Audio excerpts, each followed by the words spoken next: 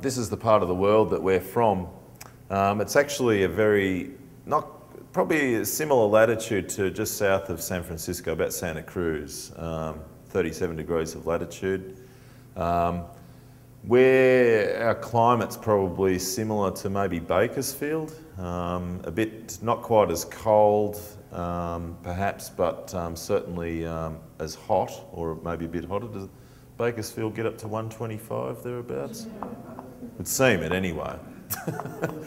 Feels like it, yeah. And in my childhood, our rainfall was about 20 inches, 18 to 20 inches, 25 inches thereabouts, in that sort of band. Winter rainfall like here. In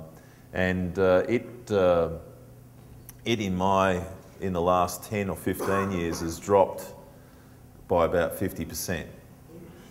So global warming, whatever you want to call it, has struck. And as they say, you know, this part of the world, southeastern Australia, is likely to be one of the spots that is really hit by global warming the most.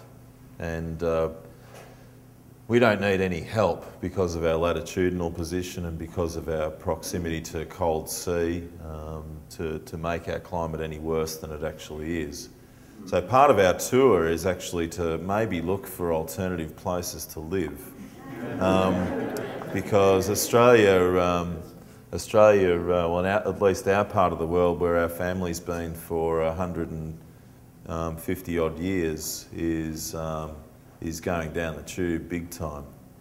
When I left, I live in a town on the outskirts of a town about the size of Santa Barbara, and the water storage was at 2% just before I left, right? So 2%, you know, 2%. That's when you put a straw in a cup and you're going, you know, and what you're getting up out of there is pretty dirty muck, you know. So it's pretty expensive water, and so the government's known about all of this, that it's going to happen for some time, and their reaction is to go and build a pipeline that'll take water from an irrigation district.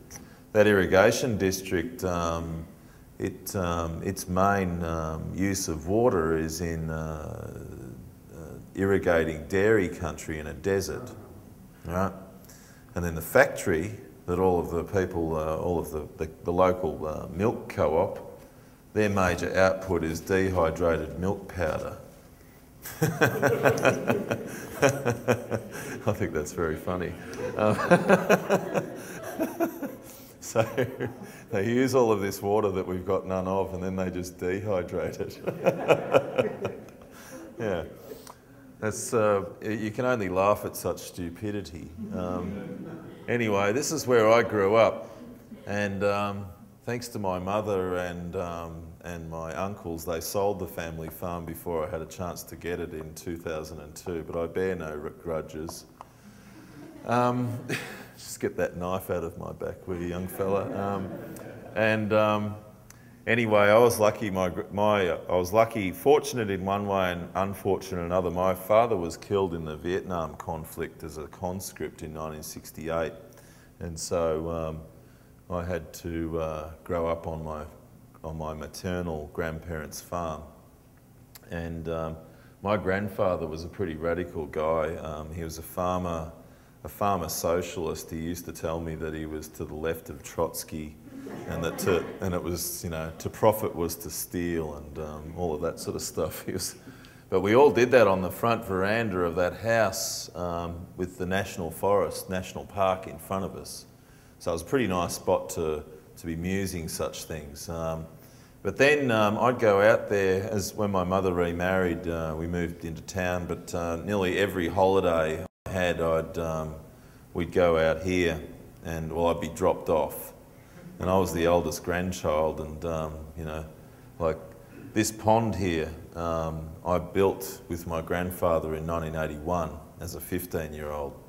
And Mum dropped me off out there, and Grandad came up to the fence and he goes, "Oh, I've got a bit of a job for you." And it involved a grey Ferguson tractor and a scoop. And so a 1 yard's bucket, and I wasn't driving the tractor. I was on this scooping this bloody thing out, which is, and our land's pretty rough, or what was our land is pretty rough. You can probably see I might zoom in a bit, you can probably see on all those little pieces there, they're little pieces of shale. It probably should never have been cleared actually, this country. And so it's pretty hard going.